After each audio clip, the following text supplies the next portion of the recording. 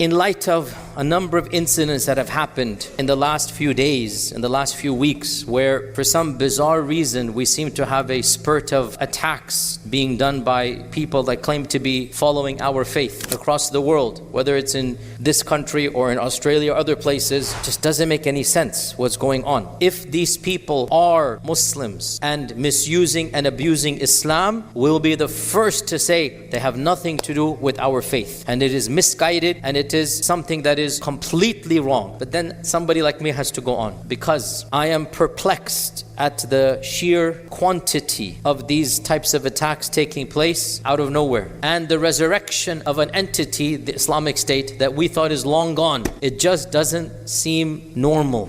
Today we're going to mention one of the most well-documented cases in recent history of something that is called a false flag attack. I am not claiming that what is happening in the last few weeks are false flags. I'm simply saying we know for a fact, and today we're going to mention one of the most well-documented, one of the most certified, and then I'm just going to say you should be aware. That's all. Isn't that fair? So please, online, don't accuse me of conspiracy theories or crazed or whatnot. These are facts. If these facts were proven in the past, we should be extra vigilant about today.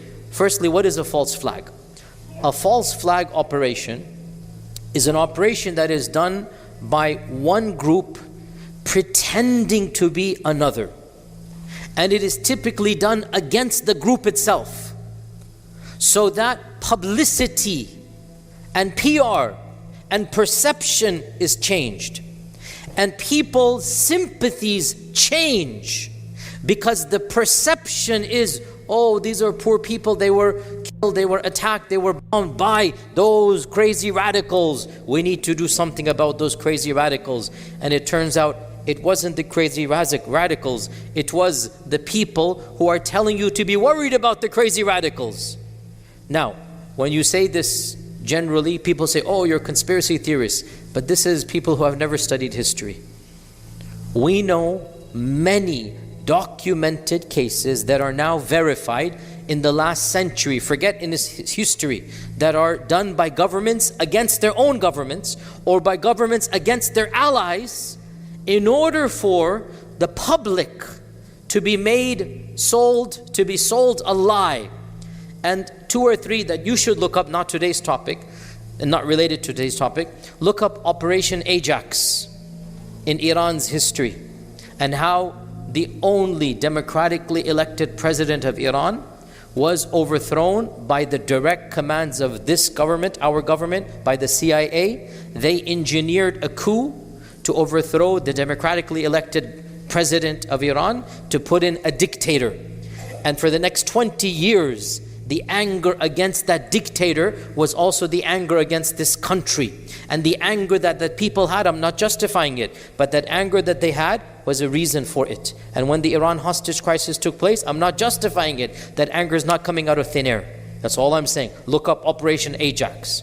Look up as well other Kristallnacht that was done in Germany, Nazi Germany, where they blamed the Jewish people. In all likelihood, the Nazis themselves did it because they wanted to blame the Jewish people. This is something, again, look up World War II. But today, we're going to do something that is relatively recent, 1950s. And it is called the Lavon Affair, L-A-V-O-N, the Lavon Affair. So in order to understand what this is, brief context, what's happening in the 50s? Of course, the country of Israel is formed in 1948. And the country of Israel is a very new fledgling country. And around the same time, Egypt is freeing itself from the King Farouk, and Gamal Abdel Nasser in the early 50s is coming to power. And Gamal Abdel Nasser is pushing a very anti-colonial, a very nationalist stance, where he wants Egypt to be independent. And the big issue right here was Israel's alliance with the US, with England, with other powers. Right now, Israel is a new country, and America does not have the strength of ties that it does have right now. This is new. And Egypt was also a new country in terms of Gamal Abdel Nasser. So the background is, Israel is worried that Egypt and America and Egypt and England might form good ties, and they're going to be left out. Understood? Israel is worried that we are new, and what if the superpowers form strong ties with Egypt? What's going to happen to us? So what did they do?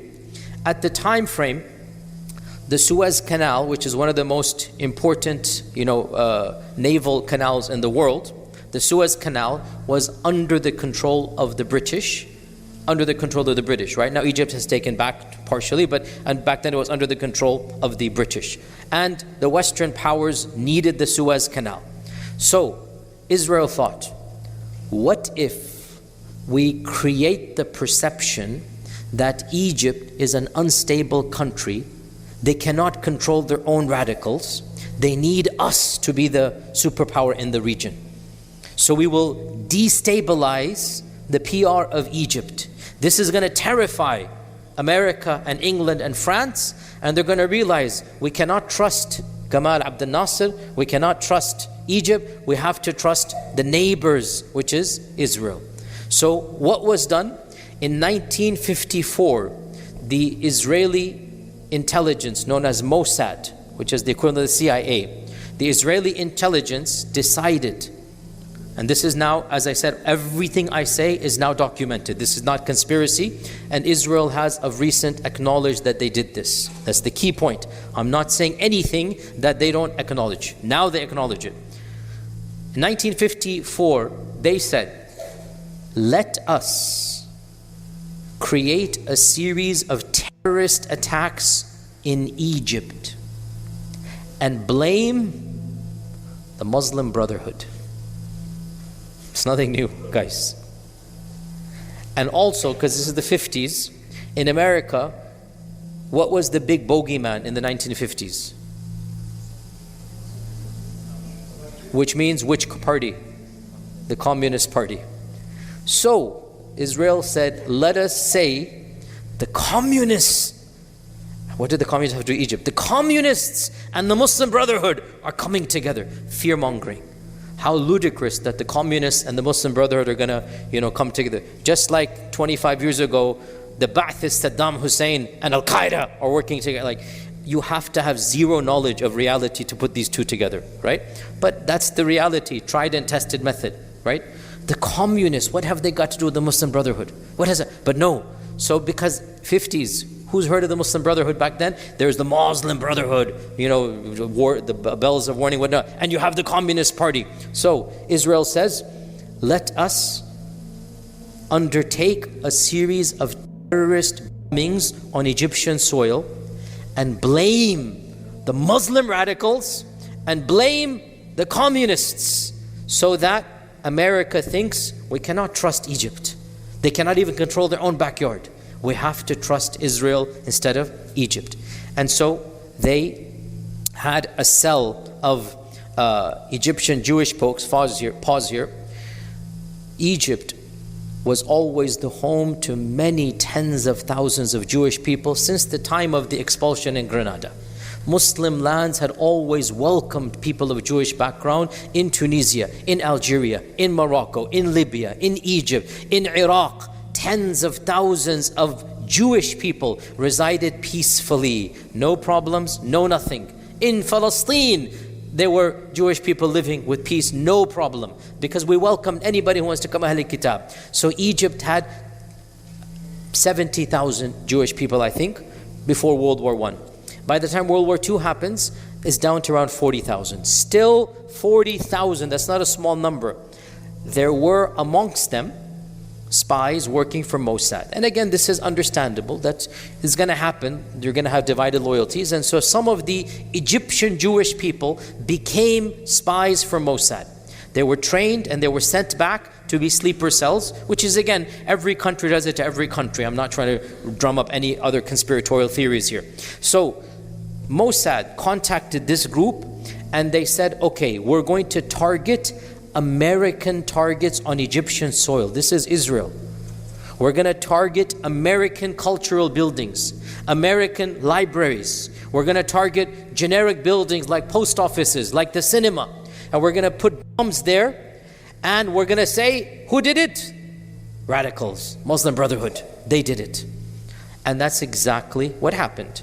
In 1954, a series of bombs went off in Alexandria, the main postal service; in Cairo, the U.S. Information Library; in Alexandria, the U.S. Agency Library; in British-owned cinemas and theaters and coffee houses. Small little bombs.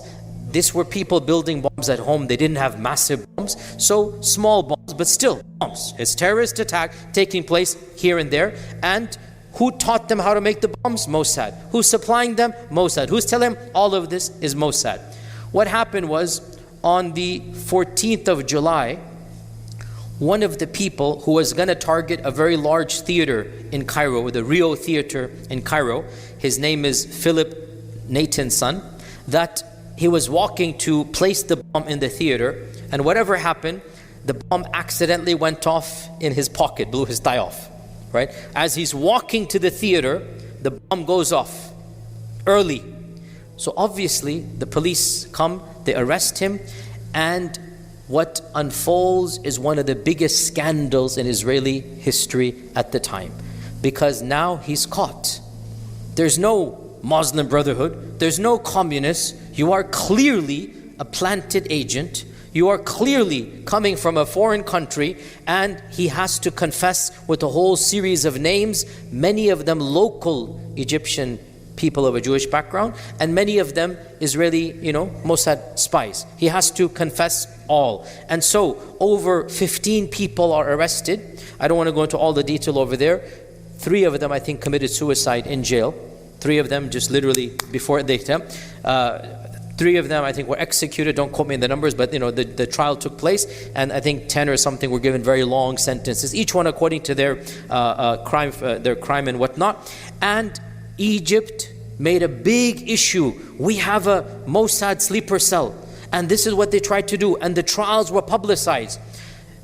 Israel had a blackout of the news coverage of this entire episode. Israeli people did not know about this for decades. Back then you could control the media, there's no internet, whatnot. And they issued denial after denial. They accused Egypt of trying to cover up radical Muslims and be anti-Semitic. The same charge over and over again. This is official, you can read this.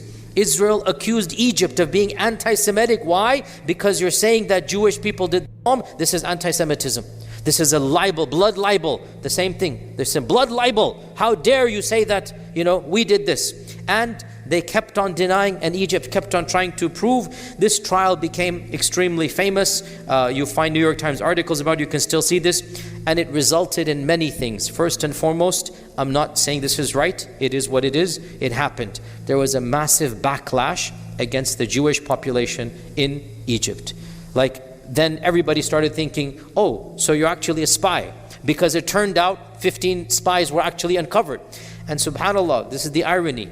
They think these tactics help the Jewish people. It ended up causing the largest mass migration of people from Egypt into Israel, the Jewish population. They were living there till 1956. Even Israel is created, and Jewish Egyptians are saying, I'd rather stay here than go to Egypt. More than half of them remained in Egypt because of this incident and the backlash. There are people angry, street accostations, mobs coming. It is understandable. I'm not condoning. It's reality. I think 18,000 people of an Egyptian Jewish background, they had to leave. Volunteer means they had to we don't want to be here anymore, and they left Egypt. Currently, Egypt has, last I checked, a grand total of, I'm not making this up, this is what the statistics say, 10 Jewish Egyptians left in the whole country. 10 out of 80,000. And the 2 main catalysts, 1948, the creation of Israel, 1956, the Lavon affair. Okay? And for the next 30 years, people continue to deny this. Why is it called the Lavon affair? Because the Minister of Defense, his name was Pinhas Lavon. The Minister of Defense was blamed internally by the government, and he kept on denying, this didn't come from me, it came from higher up. Who's higher up? The Prime Minister, David Ben-Gurion. He kept on saying, this is not from me. I didn't even know about this. You can't. But Ben-Gurion kept on internally saying, you're the guy, you're the guy. He had to resign. And that's why it's called the Lavon affair. Until the day he died, he kept on saying, I didn't even know about this. This is coming from above. And it bypassed me and it went straight to Mossad, and I'm being asked to be the guinea pig over here. So that's why it's called the Lavon affair. Ben Gurion successfully blamed it on Lavon, and he actually got rid of him, and he made this as a way to come back and become prime minister all over again. For 55 years, Israel continued to deny, until finally in 2005, when one of the last remaining people who was involved in this incident died, he was given a state ceremony, and the Prime Minister of Israel at the time finally acknowledged that this person had done a massive service for the community. The only service he was known to do, he was one of those put in trial on the Lavon affair. He was one of those that was put on trial. He stayed his time. He was then prisoner swap. Israel swapped him out in 64, something like that, literally got him back, freed him. Then he died whenever he died, and the prime minister or the president attended his funeral and said he actually did a great service, he was our agent, whatever. He was given state ceremonial, and this was official acknowledgement that the Lavon affair was something that was actually ordered by Mossad and by Israel. So to summarize then, and then points and food for thought, the Lavon affair is one of the best documented false flag covert operations, and we now actually have the official Mossad documents, because after 50 years or so, governments just release tons of paperwork and whatever. So Israel has actually released to its researchers, and a number of Israeli academics have gone and found it, and there are plenty of books in English. You can find it on Wikipedia, you can find this on Amazon. This is well documented. The Israeli files themselves talk about it, and the Prime Minister himself admitted this guy was our agent. But what it exposes is a reality we all know. It's not just conspiracy, which is this entity has at multiple times bombed Americans, British, Canadian targets, bombed Western targets, and blamed who? This is a historical fact. They have themselves bombed Western targets and then said, oh, these are radical Muslims. And ironically, the Muslim Brotherhood, and I say this as somebody I've never been a member of, and I am not a member of today, to this day. I'm just giving you facts and factual, that this name of this entity back then and to this day is the same entity that they are saying. And it also shows you the unscrupulousness. Like, these are innocent people that are dying. You're gonna throw a bomb off. This is a post office. This is a theater. If I'm not mistaken, in this particular incident, the bombs were so small there were injuries. But that's back then. Now we know bombs are bigger and bigger, right? You have no qualms in killing innocent people and then blaming another group of innocent people in order to what? Just for PR. Just for PR. This is a tried and tested tactic, and this is the one that is the most verifiable here in this country. 25 years ago, an incident happened that we're still scratching our heads at, and we're still not certain how it happened, and how did an entire building 200 feet away just fall out of nowhere, and how the only steel on and on, we keep on wondering. And at the same time, number of people from that country were arrested as spies, well known, well documented. These are all questions we need to now be brave enough to research and ask. That's all. We're not crazy conspiracy theorists, but we just wonder what is going on. And 3 days ago, some crazed guy never heard of, never even on any radar, all of a sudden he goes berserk and kills a bunch of innocent people in a faraway land, resurrecting a name of an entity that is long gone, and you just wonder, what is this? Why is this happening? And it does conveniently fit a narrative, and it does conveniently help. As the saying goes, who does it benefit? Every detective, when they start looking at who does it benefit, that's all we are asking. And I conclude by stating, if these people are actual radicals and Muslims misunderstanding what Islam is, without a doubt, we wash our hands of them, say they have nothing to do with us. But we have the right to question, we have the right to push back, we have the right to simply demand a fair investigation, a fair and balanced investigation. These people that did it, they have family, they have friends, contact them, they have bank accounts, find out. We want to see. We want to see, was there massive amounts of money coming in, things happening? What is going on?